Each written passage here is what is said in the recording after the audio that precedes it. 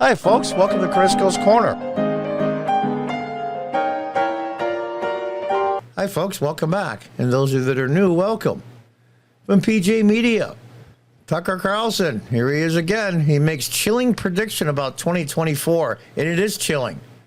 Now, I'm not going to play the whole 12-minute clip, just the 2 minutes and change.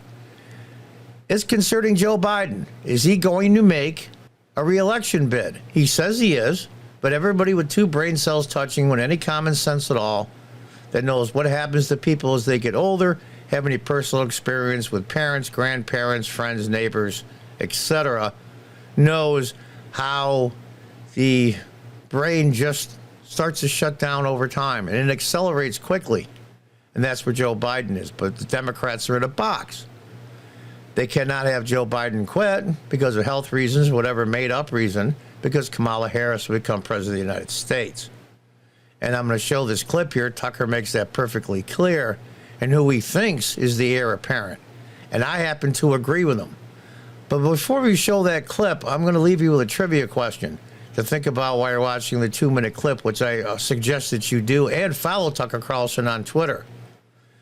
The 2-minute clip talks about what he thinks is going to happen, and I agree 110%. But the trivia question is this. My understanding, in over 100 plus years, no one who has ran for president and won has come directly from Congress. In other words, holds a seat in the House of Representatives or the U.S. Senate.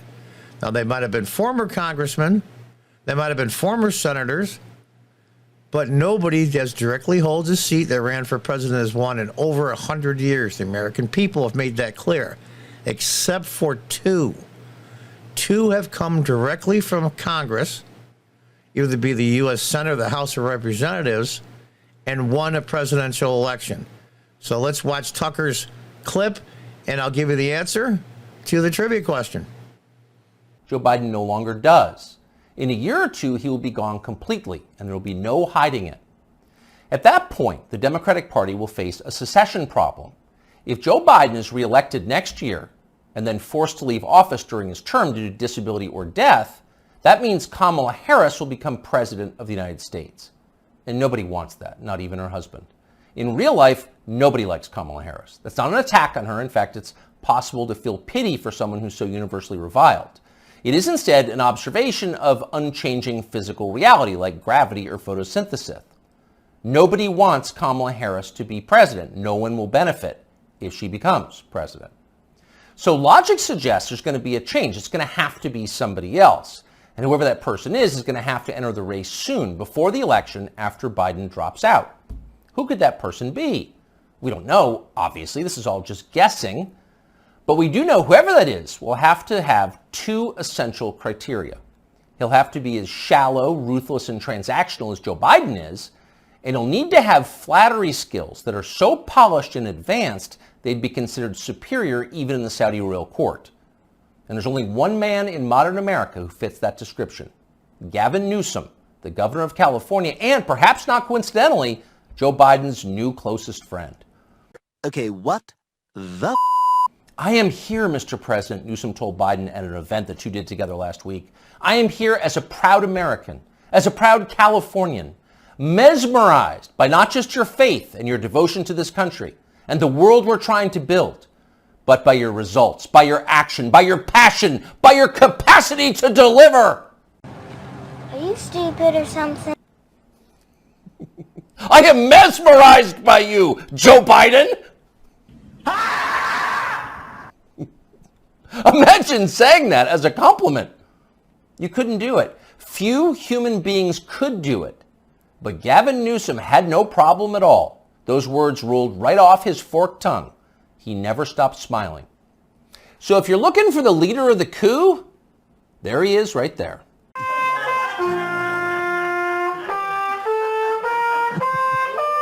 In the answer to the trivia question, if you don't want to hear it, stop the video now. And the answer to the trivia question is Barack Obama, who was a U.S. Senator, and John F. Kennedy. Both of those are the only two in the last 100 years. And interesting enough, they both had incredible charisma and stage presence, were very articulate, spoke very well.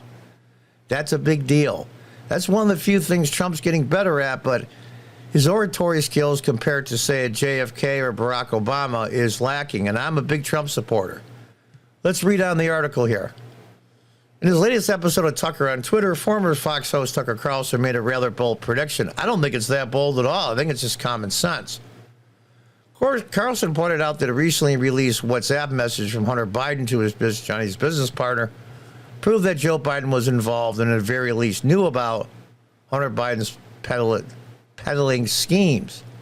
He called the message a smoking gun. That would have been enough to cripple a normal president, would have been more than enough to keep a normal president from running for office again, if they have virtually no effect on Joe Biden.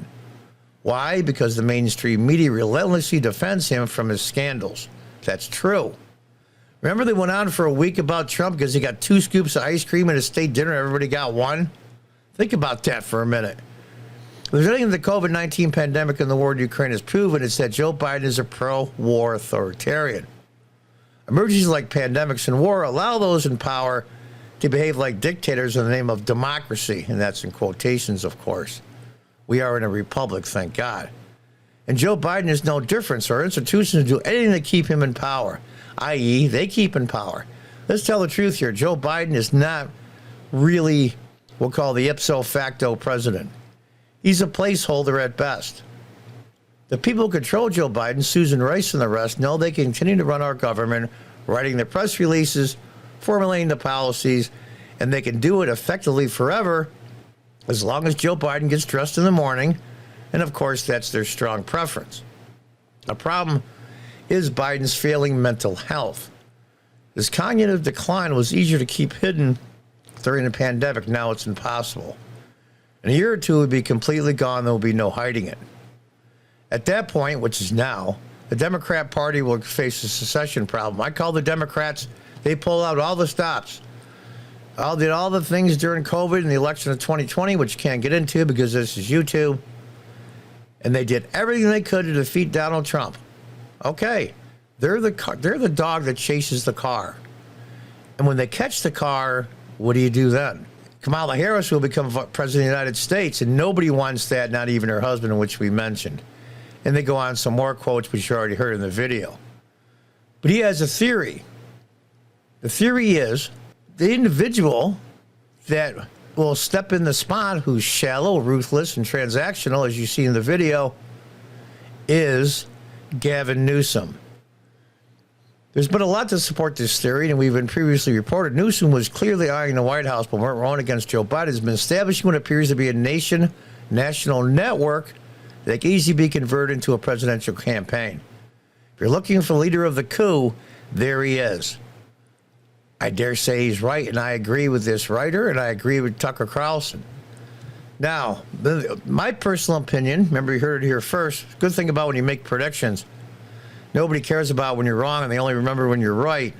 I think the other one that's really, really itching, maybe it'd be Gavin Newsom's vice presidential running mate, is Hakeem Jeffries, who is the current minority leader in the House of Representatives. What do you think Biden could make it? I don't. He'll barely make it through the end of next year. Of course, they can always hide him. They can hide him and put out, little clips here and there like they did with COVID, like during the election when they put him in the so-called, kept him in the basement, that kind of thing. The Democrats made I guess I'd call it a deal with the devil to get rid of Donald Trump as president. And the one thing that they can't get around is the fact that Kamala Harris is vice president. Now, can they force her out through public opinion? I doubt it. Put yourself in Kamala Harris's position. With the mentally ailing and physically ailing Joe Biden, there you sit as vice president, as they say, one heartbeat away from being president. Would you walk away from that? No matter if you like Kamala Harris, can't stand her, or somewhere in the middle, put yourself in her position. I would never walk away. God forbid, I wouldn't want Biden to die as president. I think that would hurt the country. And that's all I really care about. Yeah, when somebody passes away, is it sad? Yeah. But Kamala Harris is just watching the stopwatch. That she has a way better than excellent chance of being president. And she knows that, and she will not step down. So what will happen? I thought about for a while that maybe Gavin Newsom will be appointed to Dianne Feinstein's seat when she does walk away. That way he has the U.S. Senate podium and all the mainstream media to record every single word Gavin Newsom says in the Senate. But he'll be a sitting senator. And Americans don't like, obviously, in over 100 years we've only had two, but maybe he'll be the exception. He's very charismatic and he's very evil. I'm telling you, the things that he believes in, but he's very persuasive. He's good looking, he's articulate, he knows how to speak, he has stage presence, all the things that you need to run for public office, Gavin Newsom has. He has all the skills. He's been honed his skills for decades now. He's the governor of the most populous state in the country, the largest economy by state in the country, and he's making the rounds. And now he's sucking up to Joe Biden, saying how wonderful he is. Are the Democrats going to go to Joe? Joe, you have to step down. Now, that's the catch. They'll never pull the 25th Amendment because that would be admitting there was something wrong with Biden when they pushed him in the candidacy. They've got to convince Joe Biden somehow, some way, that he will not run for re-election. And I only can think of one thing. If Gavin Newsom wins, if you walk away now, Mr. President Biden, if you walk away now and fill out your term to the end of 2024 and not run for re-election, and Gavin Newsom wins, if Gavin Newsom wins, he will pardon you, all your family members and friends and anybody else involved in all the schemes for the kickbacks and the bribes. That is my prediction. That will be the carrot for Joe Biden to walk away. He can always make himself the victim, too, while he's at it, which, of course, Democrats are very good at. So tell me what you think. Would a Gavin Newsom, Donald Trump presidency? That would be a hell of a lot of fun. I'll give him that.